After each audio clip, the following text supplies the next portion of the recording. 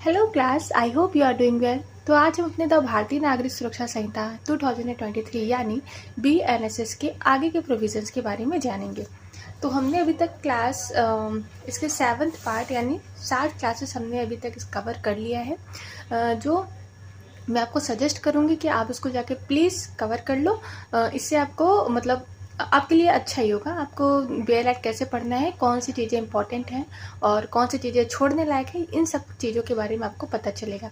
तो आप इसको पढ़ने से पहले अगर आप पहला वाला कवर कर लें तो बहुत अच्छा होगा, और अदरवाइज़ आज हम अपना चैप्टर नंबर 10 स्टार्ट करेंगे, तो आप यहीं से इसको कंटिन्यू कर सकते हो। तो सबसे पहले एक छोटा सा इंट्रोडक्शन हो जाए कि हमारा BNSS है क्या। तो हम सब जानते हैं, और आई थिंक ये अब किसी से मतलब इससे अब कोई अनजान नहीं है कि हमारा जो 2024 में हमें 3 न्यू क्रिमिनल लॉज देखने को मिलते हैं, जो कि हैं हमारे द भारतीय नागरिक सुरक्षा संहिता यानी हमारा BNSS।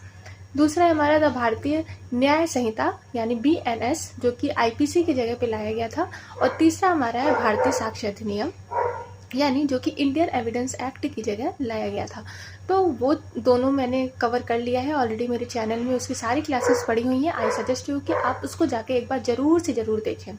उसके अलावा इसका जो इन्फोर्समेंट डेट है ये है हमारा 1 जुलाई 2024 यानी 1 जुलाई 2024 से हमारा जो ये न्यू क्रिमिनल लॉज है ये होल ऑफ इंडिया में एप्लीकेबल हो गया था, इंक्लूडिंग जम्मू एंड कश्मीर। वो हम 2019 के Jammu and Kashmir reorganisation act से जोड़कर ही पढ़ते हैं, ठीक है। तो अब जैसा कि सारे मतलब पूरे इंडिया में होल इंडिया के नॉर्थ से लेकर साउथ तक, ईस्ट से लेकर वेस्ट तक हर जगह पे हमारा BNSS लागू होता है। और एक ये जो है लाया गया है आफ्टर द रिपीलेशन ऑफ CRPC की जगह यानी the code of criminal procedure, जो कि 1973 का हमारा लॉ था, उसकी जगह पे हमारा ये नया लॉ यानी भारतीय नागरिक सुरक्षा लाया गया है। हम ये तो नहीं बोलेंगे कि सेम टू सेम वैसा ही है, क्योंकि भाई नया है तो कुछ चीज़ें इसमें न्यू ऐड होंगी, ये जाहिर सी बात है। तो ऐसी बहुत सी चीज़ें हैं जो इसमें न्यू एडेड है, और नहीं तो फिर आप ऐसा मान के चलते हैं कि 80% तो वैसे का वैसा है। लाइक जैसे टाइम ड्यूरेशन में थोड़ा बहुत इधर उधर कर दिया गया है। उसके अलावा आज के टाइम को देखते हुए नई जो टेक्नोलॉजीज आ रही हैं या इलेक्ट्रॉनिक चीज़ें आ रही हैं, उन सबको इसमें ऐड कर लिया गया है। तो वो चीज़ें इसमें डिफरेंस लाती हैं हमारे CRPC और BNSS में। बाकी सेम टू सेम वैसा ही है, सारा प्रोसीजर हमारा वैसा ही चलेगा। और हाँ, ये तो मैंने बताना भूल ही गया कि जो हमारा जो ये भारतीय नागरिक सुरक्षा संहिता है यानी जो हमारा BNSS है, ये एक प्रोसीजरल लॉ है। यानी आपको आपके साथ ऑफेंस कौन सा हो रहा है और उस ऑफेंस की पनिशमेंट कौन सी है, इस चीज़ के लिए हम देखते हैं भारतीय न्याय संहिता, यानी इस चीज़ के लिए हम BNSS में जाते हैं। लेकिन अब आपके साथ मान लो कोई अपराध हो गया, लेकिन अब अपराध के लिए आपको कोर्ट कैसे अप्रोच करना है, FIR करनी है, कंप्लेन करना है, या फिर मजिस्ट्रेट इसका सुओ मोटो कॉग्निजेंस लेंगे। उसके बाद जो प्रोसीडिंग स्टार्ट होती हैं, लाइक इन्वेस्टिगेशन हो गया, इंक्वायरी हो गया, ट्रायल हो गया, जजमेंट हो गया, अपील, रेफरेंस, रिवीजन, मतलब बेल, जितने भी प्रोसीजरल जो होते हैं, जो हमारे कोर्ट से रिलेटेड होते हैं, जो हमारे पुलिस ऑफिसर से रिलेटेड होते हैं, वो सारी चीज़ें हमको कहाँ देखने को मिलेंगी, इस लॉ में। यानी ये एक प्रोसीजरल लॉ है जो एक प्रोसीजर बताता है, प्रोसीडिंग बताता है कि हमें कैसे कैसे स्टेप बाय स्टेप आगे बढ़ना है और हमें क्या क्या करना चाहिए। तो इसमें कोई राइट्स नहीं बता रहा है, कोई ड्यूटीज़ तो चलो बताते हैं। इसमें लाइक कोई डेफिनेशन नहीं बताया गया है कि हाँ ये ऑफेंस है, उसका पनिशमेंट ये है। तो अगर हमको उसके लिए मतलब उसको देखना है तो उसके लिए हमको BNS में जाना पड़ेगा। तो ये हो गया एक छोटा सा इंट्रोडक्शन हमारा द भारतीय नागरिक सुरक्षा संहिता का, जो कि लॉ है हमारा 2023। इसके अलावा ये एक प्रोस्पेक्टिव लॉ है। प्रोस्पेक्टिव लॉ का मतलब होता है कि जब से ये लागू हुआ हमारे इंडिया में, तब उसके बाद से जो जो केसेस आए हैं, यानी 1 जुलाई 2024 के बाद से जो केस आए हैं, उसी में ये हमारा लागू होगा। इसके अलावा जो 1 जुलाई 2024 के जो पहले केसेस चल रहे थे, उन पर आज भी हमारा CRPC लागू हो रहा है। कहने का मतलब है कि हमको CRPC छोड़ना नहीं है। अब ऐसा नहीं है कि हम इसको पढ़ रहे हैं तो CRPC को किनारे करो, नहीं, हमको सब चीज़ पढ़ना है, क्योंकि हम जानते हैं कि हमारा जो जुडिशरी सिस्टम है उसमें काफ़ी लंबे लंबे समय तक हमारा केस जो है चलता रहता है, यानी 10 साल, 15 साल, 7 साल, है ना। तो अब ऐसा तो है नहीं कि 1 साल के अंदर सारे केसेस कंप्लीट हो गए होंगे। तो जो केसेस पुराने हैं उनके लिए हमें आज भी हमारे पुराने लॉज ही पढ़ने पड़ेंगे। तो उसको ध्यान में रखते हुए हम इसको स्टार्ट करते हैं, कंपैरिजन में पढ़ते हैं। वो आई होप कि वो आप सबको याद हो, बस उसको रिवाइज करते रहिएगा। उसके अलावा इसमें जो सेक्शंस हैं उसको बार बार रिवाइज करने से ही आपको याद हो जाएगा। तो चलिए फिर इंट्रोडक्शन हो गया, अब फटाफट हम अपना चैप्टर स्टार्ट करते हैं जो है चैप्टर नंबर 10। चैप्टर नंबर 10 बात करता है order for maintenance of wives, children and parents. तो ये सीधा सीधा सा मेंटेनेंस से रिलेटेड एक चैप्टर है जो कि बहुत ज़्यादा इंपॉर्टेंट है भाई, हम सब जानते हैं। और ये आए दिन क्वेश्चन में भी बना रहता है कि मेंटेनेंस दिया जाए नहीं दिया जाए, क्योंकि आजकल क्या हो रहा है कि मेंटेनेंस का मिसयूज़ भी किया जा रहा है ना। अगर मान लो अगर 80% महिलाएं उससे बेनिफिट हो रही हैं, उससे मतलब उनको मेंटेन किया जा रहा है, तो 20% ऐसे भी लोग हैं जो इस लॉ का मिसयूज़ कर रहे हैं। तो इसी सब के कारण ये लॉ हमेशा चर्चा में बना रहता है। तो मेंटेनेंस क्या है, क्यों दिया जाता है, किसके द्वारा दिया जाता है, कब दिया जाता है, तो ये सारी चीज़ें आज हम इसमें पढ़ेंगे। अब इसके अलावा मेंटेनेंस सिर्फ हमारे हमारे BNSS में नहीं दिया हुआ है। इसके अलावा हमको मेंटेनेंस देखने को मिल जाता है हमारे हिंदू मैरिज एक्ट में, है ना, 1955। आप जब हिंदू लॉ पढ़ेंगे तो उसमें भी आपको मेंटेनेंस देखने को मिलता है। इसके अलावा जब आप देखेंगे the Hindu adoption and maintenance act 1956, उसमें भी आपको मेंटेनेंस देखने को मिलेगा। तो वो चीज़ें जो है वो पर्सनल लॉज में आती हैं, उसको इसी से मिला जुला के पढ़ा जाता है।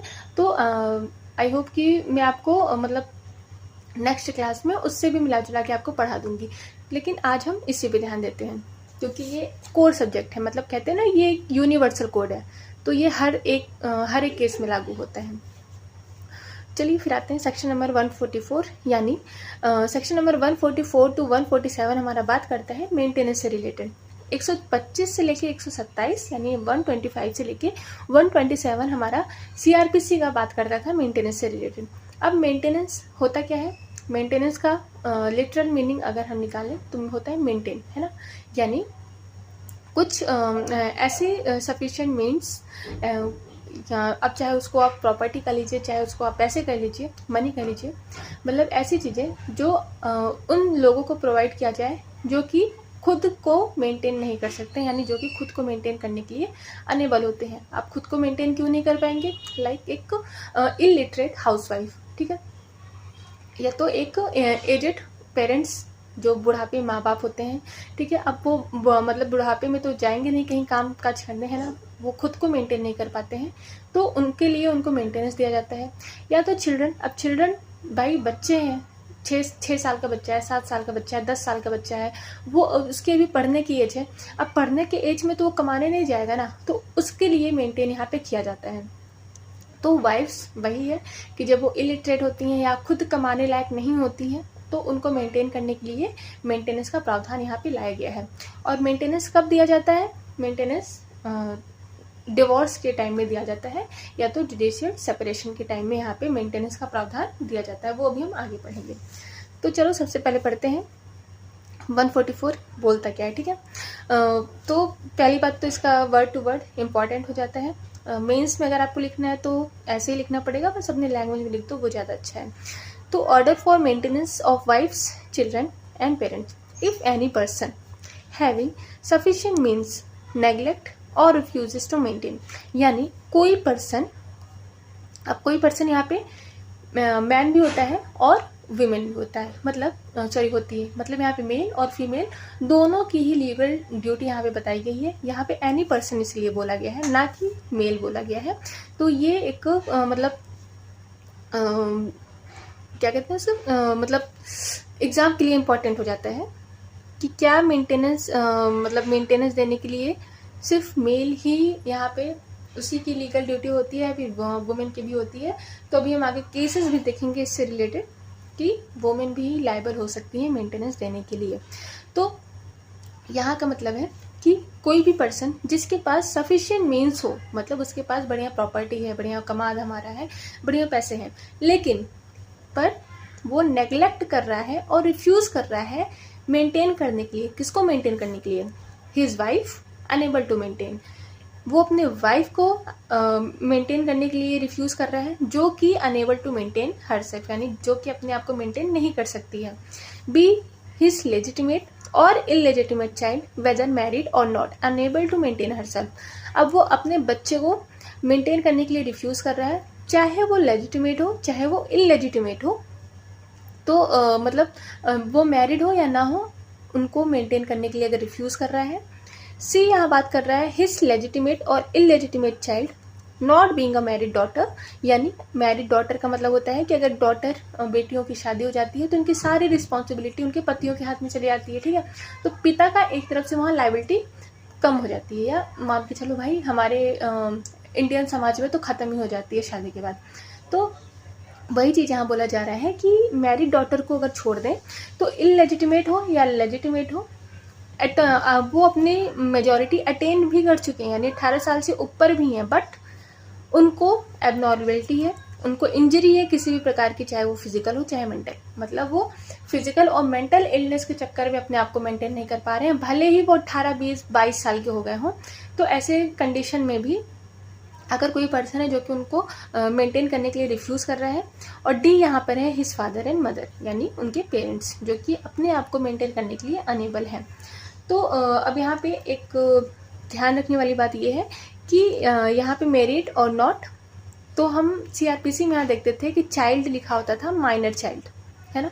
तो यहाँ पे माइनर चाइल्ड हटा दिया गया है, यहाँ पे सिर्फ चाइल्ड वर्ड लिखा हुआ है। फिलहाल इसका कोई मतलब तो नहीं होता है, लेकिन एक मिनिमम चेंजेस है, तो इसको याद रख लीजिएगा। तो अगर ऐसे कंडीशन में कोई पर्सन जो कि अपने वाइफ को या अपने चाइल्ड को, अपने बच्चे को, या तो अपने बच्चे जो उनको जो मेजर हो चुके हैं लेकिन अपने फिजिकल और मेंटल इलनेस के चक्कर में खुद को मेंटेन नहीं कर सकते हैं, और डी हो गया अपने मदर और फादर को यहाँ पे मेंटेन नहीं कर सकते हैं, तो ऐसी कंडीशन में तो जो हमारे JMFC होंगे यानी मजिस्ट्रेट ऑफ फर्स्ट क्लास होंगे, वो प्रूफ के बेसिस पे कि हाँ ये पर्सन इनको नेग्लेक्ट कर रहा है, इनको रिफ्यूज़ कर रहा है, इस इंसान के पास सफिशिएंट मीन है, ये उनको मेंटेन कर सकता है, लेकिन जानबूझ के ये मना कर रहा है, तो क्या कर सकते हैं, उस पर्सन को यहाँ पे ऑर्डर दे सकते हैं मेंटेनेंस के लिए कि आप या तो मंथली अलाउंस दीजिए, या तो मंथली इनको इतना पे करिए, या तो एक साथ, ठीक है, यानी वो जो परमानेंट एलिमनी होती है वो चीज़ें। तो ये ऑर्डर कौन दे रहा है यहाँ पे, JMFC। तो सबसे पहला तो जो इम्पोर्टेंट हो जाता है वो ये होता है, एग्जाम में पूछा भी जाता है कि मेंटेनेंस देने का जो ऑर्डर है वो कौन यहाँ पे मतलब इशू कर सकता है, तो हमारे judicial magistrate of first class यहाँ पे इनको पावर दी गई है। अब यहाँ प्रोवाइजो दिया हुआ है, फर्स्ट प्रोवाइजो, सेकेंड प्रोवाइजो। तो पहला प्रोवाइजो क्या बोलता है, magistrate may order the father of female child refer two clause B, यानी यहाँ पे फीमेल चाइल्ड जो कि क्लॉज B में हमको दिया हुआ है, to make such allowance until she attain her majority if the magistrate is satisfied that the husband of such female child if married is not possessed of sufficient mean. तो यहाँ पे एक तरफ से हम देखा जाए तो यहाँ बात की गई है मैरिड माइनर डॉटर चाइल्ड की, ठीक, यानी कोई छोटी बच्ची जो कि 18 साल से कम है और उसकी एक तरफ से बोला जाए तो यहाँ पे बाल विवाह हो चुका है, लेकिन अब भाई मैंने आपको बताया है कि शादी के बाद ज़्यादातर पतियों के ऊपर रिस्पॉन्सिबिलिटी चली जाती है सारी, है ना। लेकिन अब फादर की भी रिस्पॉन्सिबिलिटी कब रहेगी ऐसे कंडीशन में, जबकि आपने बेटी की शादी कर भी दी है, तो ऐसे कंडीशन में फादर तब तक रिस्पॉन्सिबल रहेगा जब तक कि उसका जो हस्बैंड है वो कमाने धमाने ना लग जाए, मतलब जब तक कि उसके पास सफिशिएंट मीन ना हो तब तक आपको अपनी बेटी को क्या करना पड़ेगा, मेंटेन करना पड़ेगा। अब ये मे है तो ऐसा कुछ नहीं है कि यहाँ पे शायद मतलब करना ही करना है, ये मजिस्ट्रेट फैक्ट एंड सर्कमस्टेंसेस के बेस पर ही अपना डिसीजन देते हैं। अब यहाँ पे प्रोवाइजो सेकंड क्या बोलता है, the magistrate may during the pendency of proceeding regarding monthly allowance for the maintenance under this subsection order such person to make monthly allowance for the interim maintenance. तो हमारा जो प्रोवाइजो सेकंड है ये हमारा interim maintenance के बारे में बात करता है कि during the pendency of proceeding, यानी जब ये केस चल रहा होगा तो अब भाई केसेस जानते हैं सिविल केस कितने लंबे चलते हैं, 1 साल 2 साल, है ना। तो अब 1-2 साल तो उस महिला के पास तो कुछ आ ही नहीं रहा है, तो वो अपने आप को मेंटेन कैसे करेगी।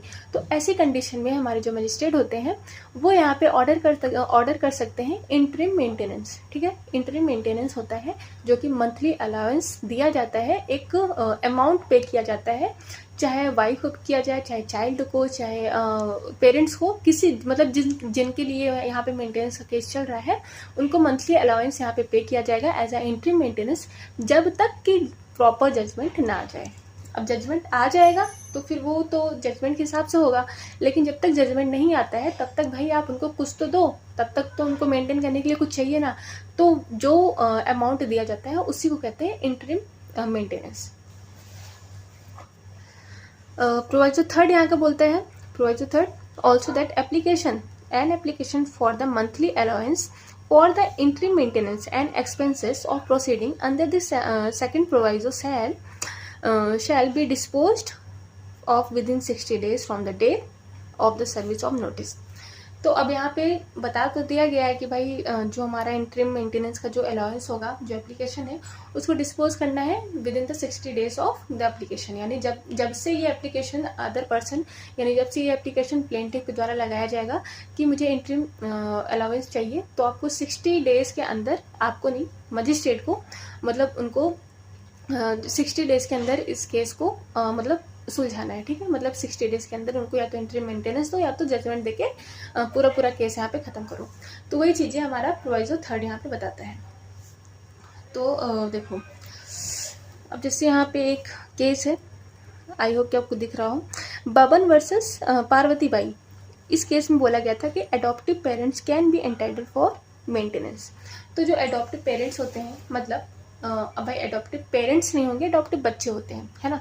तो जो बच्चे होते हैं वो भी रिस्पॉन्सिबल हैं अपने एडॉप्टिव पेरेंट्स को क्या कहते हैं मेंटेन करने के लिए। ऐसा नहीं है कि मतलब नेचुरल गार्जियन होंगे तभी उनको मेंटेन किया जाएगा। तो यहाँ पे एडॉप्टिव भी हो सकते हैं। सेकंड यहाँ पे केस दिया हुआ है कि बादशाह वर्सेस उर्मिला बादशाह। ये बोला गया है कि सेकंड वाइफ फॉर मेंटेनेंस। तो यहाँ पे सेकंड वाइफ जो होंगी वो मेंटेनेंस के लिए यहाँ पे एंटाइटल होंगी। वी वेलुस्वामी वर्सेस वी पचाईमल, ये काफ़ी इंपॉर्टेंट केस है, काफ़ी बार पूछा भी गया एग्जाम में कि जो लिव इन रिलेशनशिप होता है, क्या उसमें भी जो मतलब महिलाएं होती हैं, उसमें जो वुमेन्स होती हैं, क्या वो भी मेंटेनेंस की लायबल है।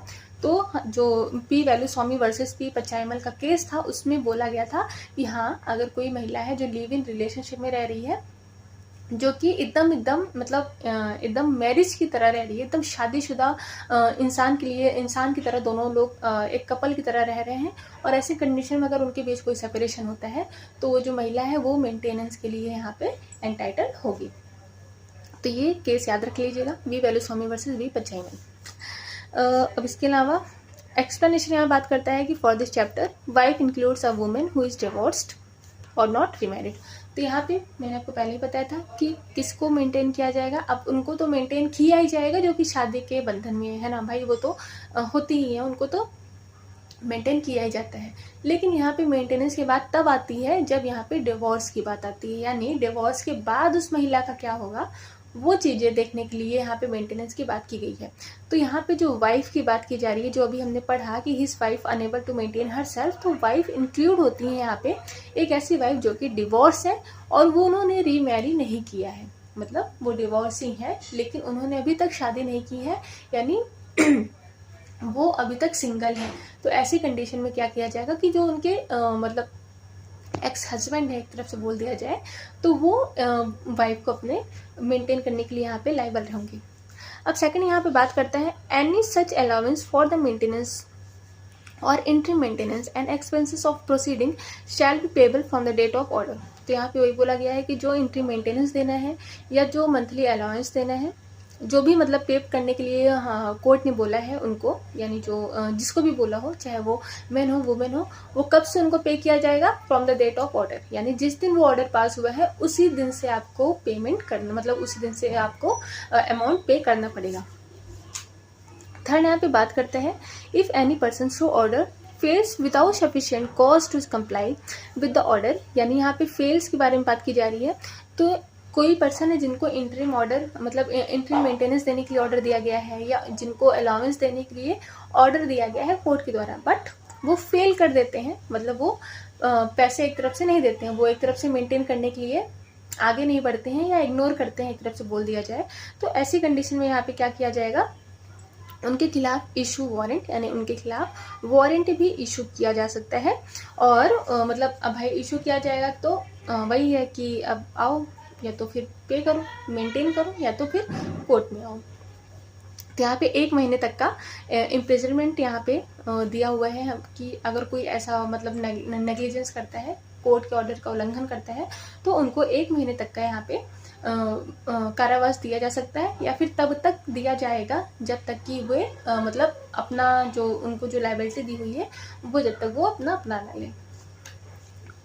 प्रोवाइजो यहाँ पे बोलता है no warrant shall be issued for a recovery of any amount due to under this section unless application be levy such amount within a period of 1 year. तो अब भाई ऐसा तो नहीं है कि कोर्ट यहाँ पे बैठे बैठे सब कुछ देख रही है ना, कि हाँ इस पर्सन ने मेंटेन नहीं किया, इस पर्सन ने मेंटेन नहीं किया, इसको वारंट भेजो, इसको अरेस्ट करो, ऐसा नहीं है। तो ये अब जो एप्लीकेशन यहाँ पे दिया जाएगा, ये किसके द्वारा दिया जाएगा, वाइफ के द्वारा दिया जाएगा, चाइल्ड या फिर पेरेंट्स के द्वारा दिया जाएगा कि भाई जज साहब आपने इनको बोला था, इन्होंने मुझे अमाउंट नहीं पे किया, यानी इन्होंने मुझे मेंटेनेंस नहीं दिया। तो ये जो एप्लीकेशन दिया जा रहा है कोर्ट ऑफ लॉ को, ये कोशिश किया जाएगा कि विद इन 1 ईयर, यानी जब से वो फेल किए हैं, जब से वो नेग्लेक्ट किए हैं, उस डेट से 1 साल के अंदर आपको कोर्ट को बताना है कि हाँ इन्होंने मुझे मेंटेन करने से मना कर दिया गया है। तो यहाँ पे 1 साल का ड्यूरेशन इंपॉर्टेंट हो जाता है। प्रोवाइजो फर्दर, यानी यहाँ पे सेकंड प्रोवाइजो क्या बोल रहा है, if such person offers to maintain his wife on condition that her living with him and she refuses to live with him, such magistrate may consider any grounds of refusal stated by her and make any order under this section if he satisfied that there is just no ground। तो यहाँ पे वही बोला जा रहा है proviso second में कि अगर जो पर्सन है, मतलब जो हस्बैंड है, अगर वो बोलते हैं कि हाँ मैं इनको मेंटेन करने के लिए रेडी हूँ, लेकिन मेरी एक शर्त है, मेरी एक कंडीशन है कि मेरी वाइफ को मेरे साथ आके रहना पड़ेगा, ठीक है, क्योंकि ये जानबूझ के रिफ्यूज़ कर रही हैं, ताकि इनको मेंटेनेंस मिले, ताकि इनको मतलब मेरी आधी प्रॉपर्टी मिल जाए एक तरफ से। आजकल तो चला ही हुआ है भाई, शादी करो 60% प्रॉपर्टी ले जाओ। तो कई बार ऐसे भी मिसयूजेस किए जा रहे हैं लॉ के, ठीक है, इन सब चीज़ों से कोई भी छिपा नहीं है, हम देखते हैं आए दिन गए। तो वहाँ कोर्ट को अगर ऐसा लगता है कि यहाँ पे रिफ्यूज़ के लिए कोई भी ग्राउंड ही नहीं है, ठीक है, वाइफ जो है फालतू में ही यहाँ पे रिफ्यूज़ कर रही है ना, मतलब अच्छा खासा इंसान है, अच्छा खासा उसका हस्बैंड है, बढ़िया कमा रहा है, प्यार करता है, हर चीज़ परफेक्ट है, लेकिन फिर भी वाइफ यहाँ पे रिफ्यूज़ कर रही है, तो ऐसी कंडीशन में यहाँ पे जो है मजिस्ट्रेट अपना जो ऑर्डर दिए हैं मेंटेनेंस का उसको डिसअलाउ भी कर सकते हैं, और ये ऑर्डर कर सकते हैं कि आप उनके साथ रहने जाइए।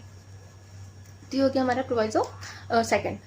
अब यहाँ पे एक्सप्लेनेशन, यहाँ पे मिस्टेक्स के बारे में बात किया गया है कि जो अगर यहाँ पे जो रिफ्यूज़ किया जा रहा है, ठीक है, अब भाई अच्छा खासा है, सब कुछ अच्छा है, तब वाइफ रिफ्यूज़ कर रही है, तब यहाँ पे सोचने वाली बात है कि वाइफ का ही शायद थोड़ा सा मन काला होगा, इसलिए वो हस्बैंड के पास नहीं जा रही है। बट अब यहाँ पे वाइफ रिफ्यूज़ कर रही है क्योंकि जो उनके हस्बैंड है वो एक मिस्ट्रेस रखे हैं। अब मिस्ट्रेस का मतलब आप अदर वुमेन से ले लीजिए, जो कि बिना शादी वादी के मतलब रखे हैं, अपने घर में उनके साथ रहते हैं, लिव इन में रहते हैं, वाइफ अलग से चाहते हैं कि अब मेरी वाइफ भी आके मेरे साथ रहे।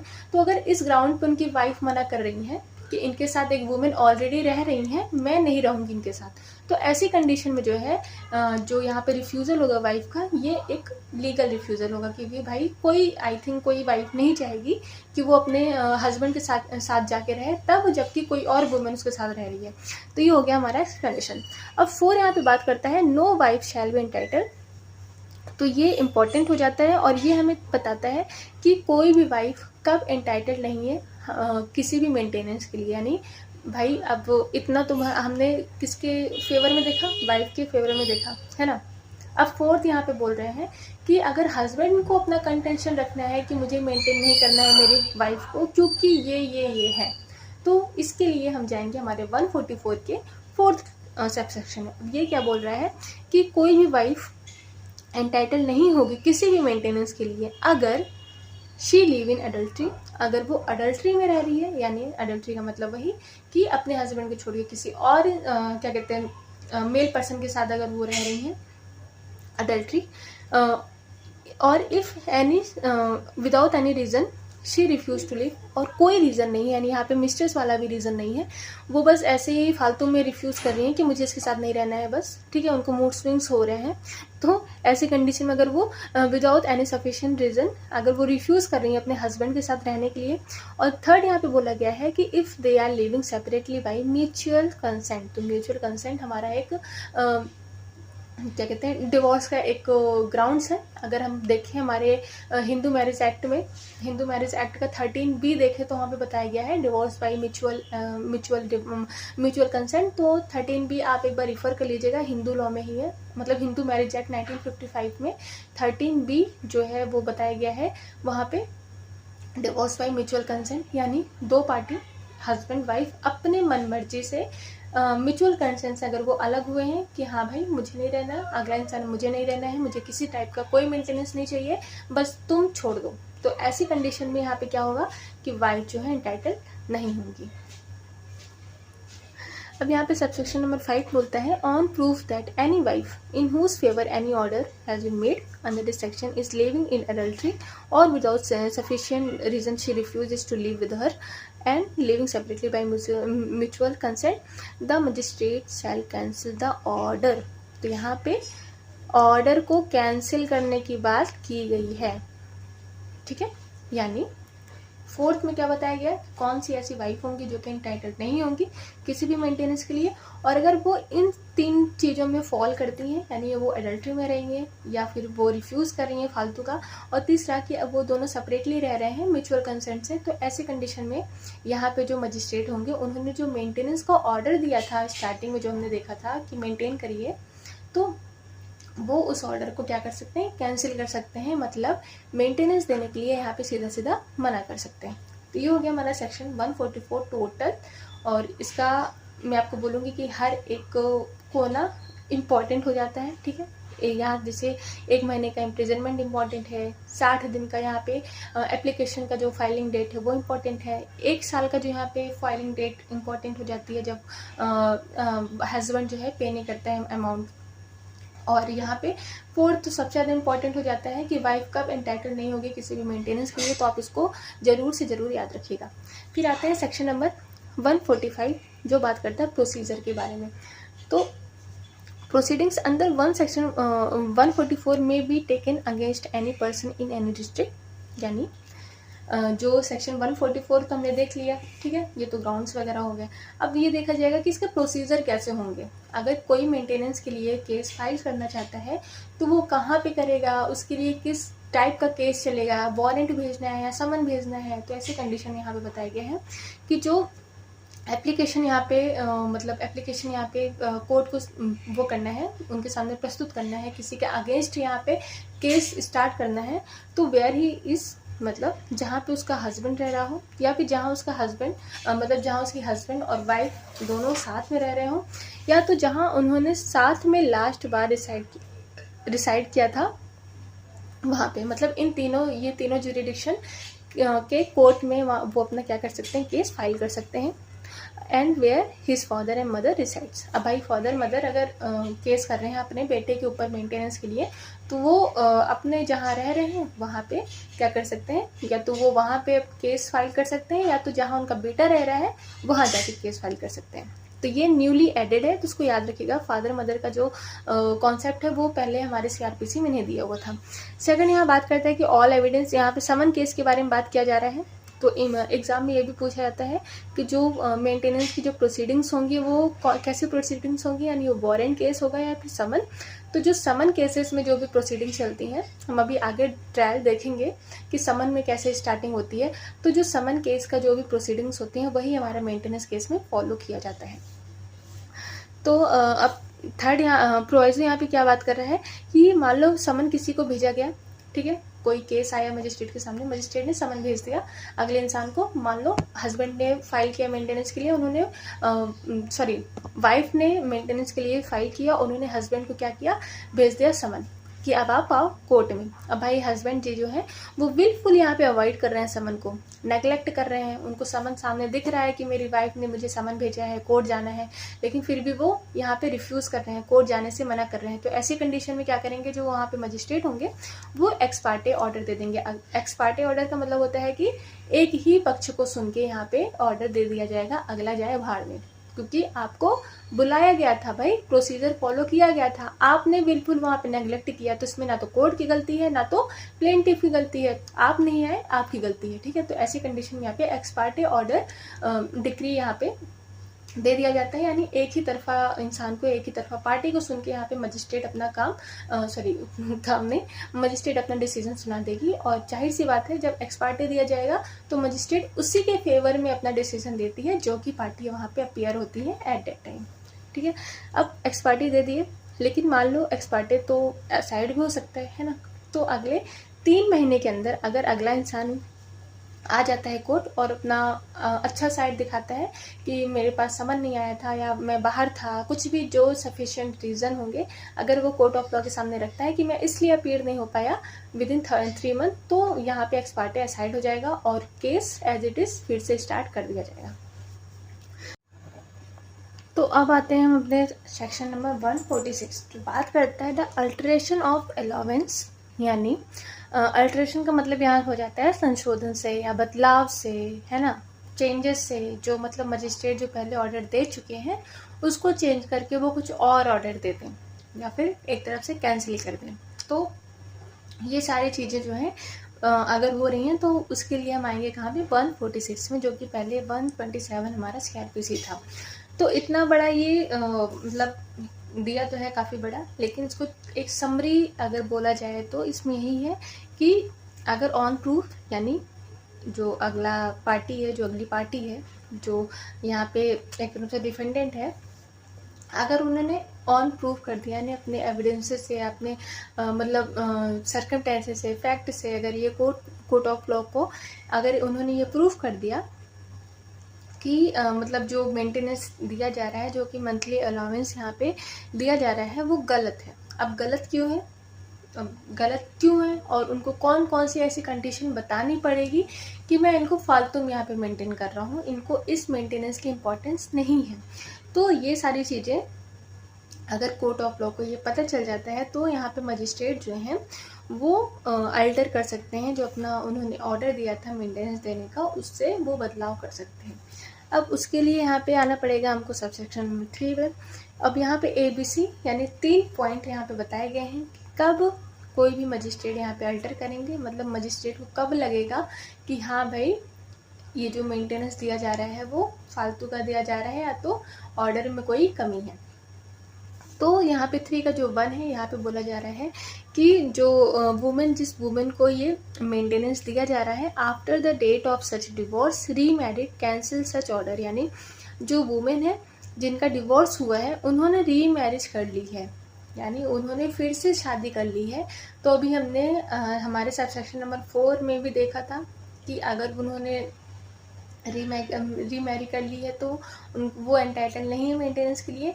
तो यहाँ पे अगर ऑर्डर देने के बाद कोर्ट को ये पता चलता है कि जिनको मेंटेनेंस यहाँ पे दिया जा रहा है उन्होंने यहाँ पे रीमैरी कर ली है, यानी पुनर्विवाह एक तरफ से कर लिया है, तो उनको मेंटेनेंस नहीं दिया जाएगा और यहाँ पे कोर्ट अपना ऑर्डर अल्टर कर लेगी।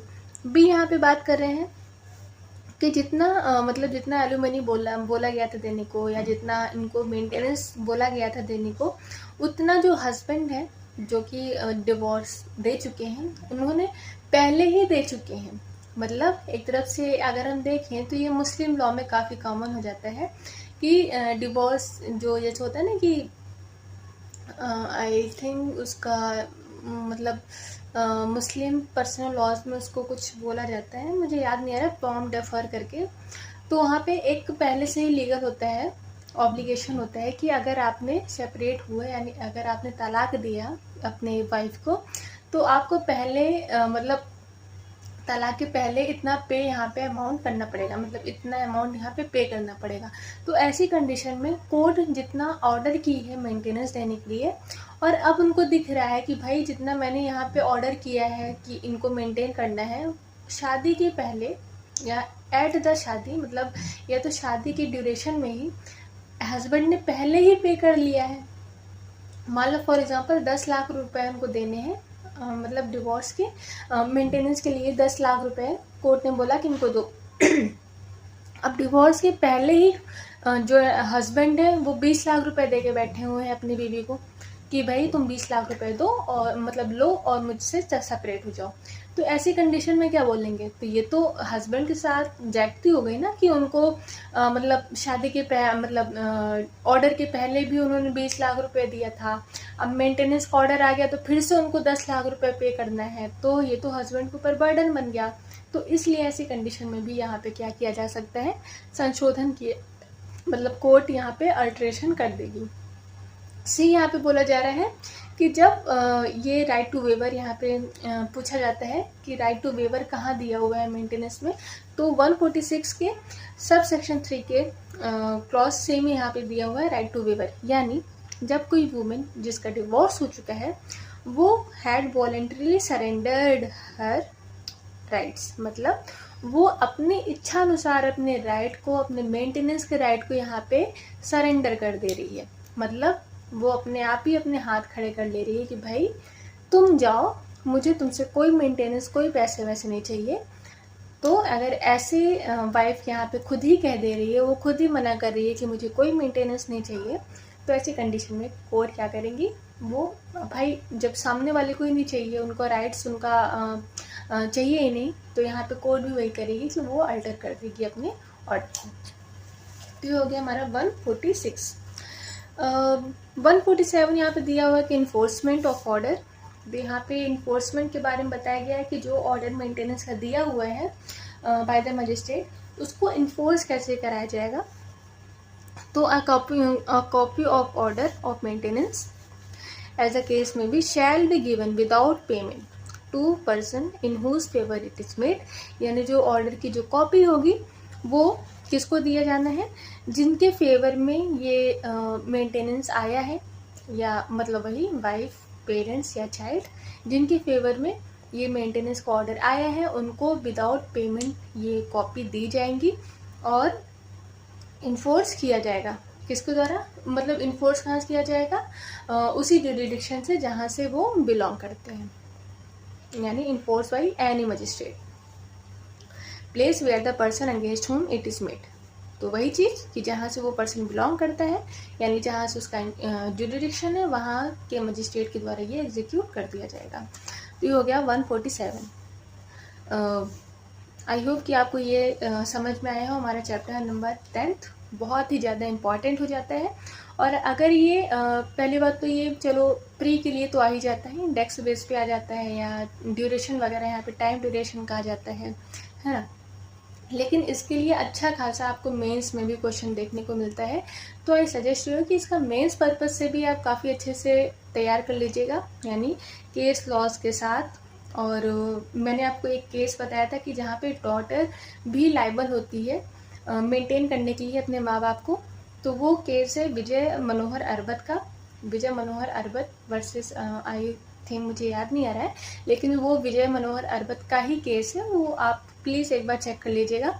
उसमें ये बोला गया था, मतलब कोर्ट ऑफ लॉ में उसमें ये हेल्ड किए थे कि जो डॉटर होंगी, अगर वो अच्छा खासा कमा धमा रही है, मेजर है, अपने आप को मेंटेन कर सकती हैं, तो उनके ऊपर भी ये लायबिलिटी है कि वो अपने एजेड फादर और मदर को भी मेंटेन करें। मतलब उनको ऐसा नहीं है कि उनको अबेंडन कर दें, उनको छोड़ दें, है ना। तो ये हो गया हमारा चैप्टर नंबर 10 कंप्लीट। अब आते हैं चैप्टर नंबर 11 जो बात करता है maintenance of public order and tranquillity, sorry मतलब ऐसा निकलता नहीं है ना मुझसे, हाँ। तो ये चैप्टर हमारा काफ़ी बड़ा है और इम्पोर्टेंट हो जाता है, तो इसमें मेन से कम लेकिन प्री से आपको भर भर के क्वेश्चन देखने को मिलेंगे, इंडेक्स बेस पे मिलेगा या अथॉरिटी बेस पे मिलेगा। तो इस पर हम ज़्यादा मतलब डीपली ना जाके सिर्फ अथॉरिटी क्या क्या कहाँ कहाँ काम आती है, कहाँ कहाँ उनकी ड्यूटी होती है, वो चीज़ें समझेंगे, और प्लस इंडेक्स बेस पे समझते ही चलेंगे। तो सेक्शन 148 से 167 हमारा चैप्टर नंबर 11 डील करता है, जो कि हमारे CRPC में 129 से 148 तक था। तो ए यहाँ पे बात किया गया अनलॉफुल असेंबली की। अनलॉफुल असेंबली यहाँ बात करता है 148 to 151। तो अनलॉफुल असेंबली अगर हमको देखना है तो हमको जाहिर सी बात है कूदना पड़ेगा हमारे भारतीय न्याय संहिता में, यानी हमको BNS जाना पड़ेगा अनलॉफुल असेंबली समझने के लिए। तो अब वहाँ तो हम जाएंगे नहीं, है ना, अब बेयर एक्ट निकालेंगे वगैरह वगैरह। तो छोटे से कंडीशन में आप समझ लीजिए कि अनलॉफुल असेंबली क्या होती है। तो अनलॉफुल असेंबली का मतलब होता है जब 5 या 5 से अधिक, यानी यहाँ पे पर्सन का बड़ा हेर फेर है, तो यहाँ पे मिनिमम जो पर्सन 5 होने चाहिए, ठीक है। तो यानी यहाँ पे जब कोई पर्सन 5 या 5 से अधिक पर्सन एक साथ मिलके, मतलब एक साथ मिलके वहाँ पे कोई किसी प्रकार का क्रिमिनल फोर्स कर रहे हैं या किसी प्रकार का प्रोवोक कर रहे हैं जो कि पब्लिक पीस को ब्रीच करता है या सिक्योरिटी को हार्म करता है, तो ऐसी कंडीशन में बोला जाएगा कि हाँ ये अनलॉफुल असेंबली है। तो अब इसके प्रॉपर डेफिनेशन के लिए आपको भारतीय न्याय संहिता में जाना पड़ेगा। लेकिन अगर आपसे नॉर्मली कोई पूछ ले कि भाई बताओ अनलॉफुल असेंबली क्या है, तो वो यही है, ठीक है। लाइक जैसा हम आए दिन दंगा फसाद देखते रहते हैं, तो वो सब चीज़ें क्या हैं, वो सारी चीज़ें अनलॉफुल असेंबली के अंदर ही आती हैं। तो उसी के जब मतलब उसी के लिए यहाँ बोला जा रहा है कि मान लो कोई दंगा फसाद स्टार्ट हो गया हमारे स्टेट में, तो उसके लिए क्या क्या यहाँ पे मेजरमेंट यहाँ पे यूज़ किया जाएगा by the government.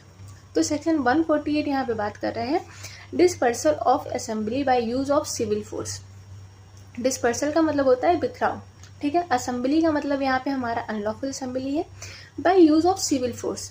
Civil force का मतलब है यहाँ पे नॉर्मली पुलिस, जो पुलिस ऑफिसर्स होते हैं उनको।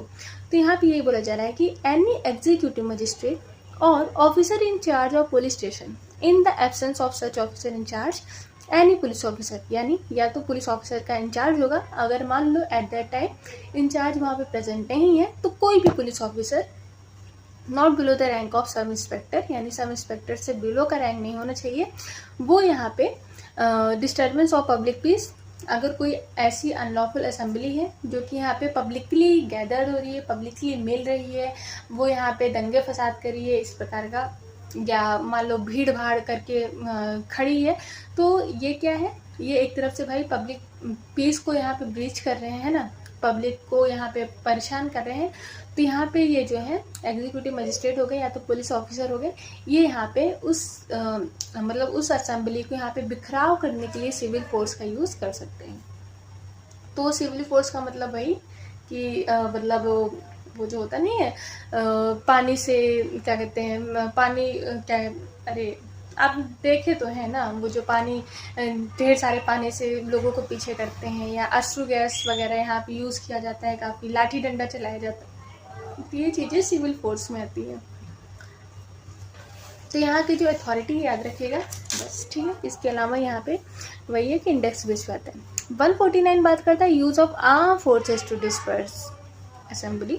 अब भाई पुलिस ऑफिसर से यहाँ पे बात ही नहीं बन रही है, पुलिस ऑफिसर यहाँ पे लाठी ले खड़ी है, अगला इंसान चढ़े जा रहा है, मतलब पुलिस ऑफिसर यहाँ पे एक तरफ से नहीं रोक पा रही है, या फिर यहाँ पे एग्जीक्यूटिव मजिस्ट्रेट यहाँ पे नहीं एट दैट टाइम। तो यहाँ पे क्या होगा कि जो डिस्ट्रिक्ट मजिस्ट्रेट होंगे या फिर कोई भी एग्जीक्यूटिव मजिस्ट्रेट होंगे जो कि मतलब वहाँ पे एट द टाइम प्रेजेंट होंगे, वो एक आर्म फोर्स को यहाँ पे मतलब बुला सकते हैं, ठीक। एक आर्म फोर्स को, चाहे वो CRPF ले लीजिए या फिर BSF ले लीजिए, मतलब काफ़ी आप देखते होंगे दंगे फसाद जहाँ होते हैं वहाँ पे काफ़ी बड़ी मात्रा में CRPF आ जाते हैं। तो ऐसी कंडीशन में जो मजिस्ट्रेट जो डिस्ट्रिक्ट मजिस्ट्रेट होंगे और या तो कोई भी एग्जीक्यूटिव मजिस्ट्रेट होंगे, वो रिक्वेस्ट करते हैं आर्मी से, आर्म फोर्स से कि आप आइए और इस भीड़ को संभालिए।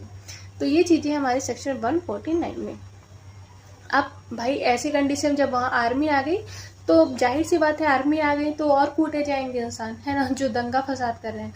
तो ऐसे कंडीशन में जो वहाँ पे पर्सन जो अनलॉफुल असेंबली में जो इन्वॉल्व होंगे जो उस ग्रुप में, उनको अरेस्ट भी किया जा सकता है, उनको कन्फाइन भी किया जा सकता है, या तो उनके साथ कुछ भी किया जा सकता है उनको रोकने के लिए, ठीक है।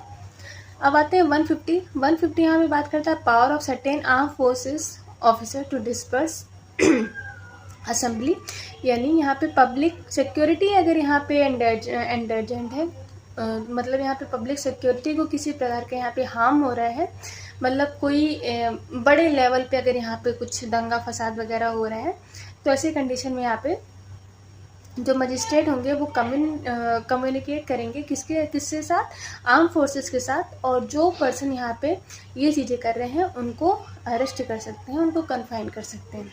तो वही चीज़ें जो हमने 149 में पढ़ी है। अब यहाँ पे 151 यहाँ पे बात करते हैं कि protection against prosecution for act done under section 148, 149, 153। एक तरफ से ये इम्यूनिटी की बात की गई है कि अगर 148, 49, 50 यानी कोई पुलिस ऑफिसर हो गए या कोई आर्म फोर्स हो गए या कोई मजिस्ट्रेट हो गए, अगर ये किसी प्रकार का यहाँ पे अरेस्ट करने के लिए, कन्फाइन करने के लिए कोई ऑर्डर यहाँ पे दे रहे हैं या लाठी चार्ज हो रहा है वगैरह वगैरह, कुछ भी किया जा रहा है एक अनलॉफुल असेंबली को रोकने के लिए, एक तगड़ी भीड़ को रोकने के लिए, तो ऐसा नहीं है कि यहाँ पे जो पुलिस ऑफिसर्स हैं या जो आर्म फोर्स है उनको यहाँ पे लायबल ठहराया जाएगा, नहीं, क्योंकि वो पब्लिक सिक्योरिटी को बचाने के लिए चीज़ें कर रहे हैं। तो उसके अंदर अगर उन्होंने किसी का मतलब किसी की जान भी चली गई तब भी उसके लिए यहाँ पे लायबल नहीं होंगे। तो ये हो गया हमारा सेक्शन 151। ओके, तो इतना ये सब इम्पोर्टेंट नहीं है। फिर आते हैं बी, यहाँ पे बात करता है बी मतलब पब्लिक न्यूसेंस, यानी एक तरफ से पब्लिक को परेशान करने वाला जो होता है वो चीज़ें हमारी सेक्शन 152 बताई गई, यानी conditional order to removal of nuisance. ठीक है, तो यहाँ पे कंडीशनल ऑर्डर दिया जाना है किसी प्रकार के जो न्यूसेंस होंगे, एक तरफ से यहाँ पे अराजकता तत्व हम बोल सकते हैं, ठीक है, जो कि पब्लिक पीस को हार्म कर रहा है या पब्लिक को परेशान कर रहा है एक तरफ से, या फिर उसके द्वारा पब्लिक को किसी प्रकार की इंजरी वगैरह हो सकती है, तो उन चीज़ों को रिमूव करने के लिए यहाँ पे कंडीशनल ऑर्डर की बात की गई है, जो कि बात करते हैं सेक्शन 152 में।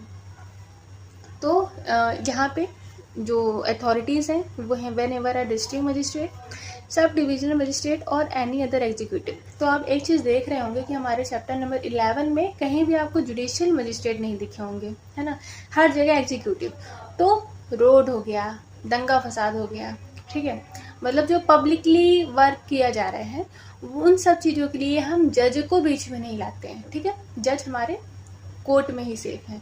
तो अगर पब्लिकली यहाँ पे किसी प्रकार का कोई भी ऑर्डर वगैरह देना हो तो उसके लिए हमेशा एग्जीक्यूटिव मजिस्ट्रेट ही सामने आते हैं। तो 152 में भी हमारे डिस्ट्रिक्ट मजिस्ट्रेट यानी डीएम, एसडीएम और एनी अदर एग्जीक्यूटिव मजिस्ट्रेट को अगर ऐसा मतलब पुलिस ऑफिसर अगर उनको रिपोर्ट करती है कि यहाँ पे ऐसा न्यूसेंस हो रहा है, या उनको अपने आप से कहीं इन्फॉर्मेशन मिलती है, मान लो किसी न्यूज़ से मिल गई या कोई क्रिप्टिक इन्फॉर्मेशन उनको दे दिया कि सर यहाँ पे जो है रोड पे एक पेड़ गिरा हुआ है, या फिर इस रोड पे बहुत बड़ा गड्ढा हुआ है ना, ये बिल्डिंग बन रही है जो कि तार पे बन रही है, करंट मार सकता है। तो अगर ऐसी चीज़ों पे अगर इन्फॉर्मेशन मिलता है इन तीनों अथॉरिटीज़ को तो वो अपने मतलब ऑर्डर दे सकते हैं। तो यहाँ पे 6 टाइप के ऑर्डर बताए गए हैं। मतलब कंडीशनल ऑर्डर दे सकते हैं कि इसको रिमूव करो, मतलब जल्दी से जल्दी इसको ख़त्म करो, इसको हटाओ।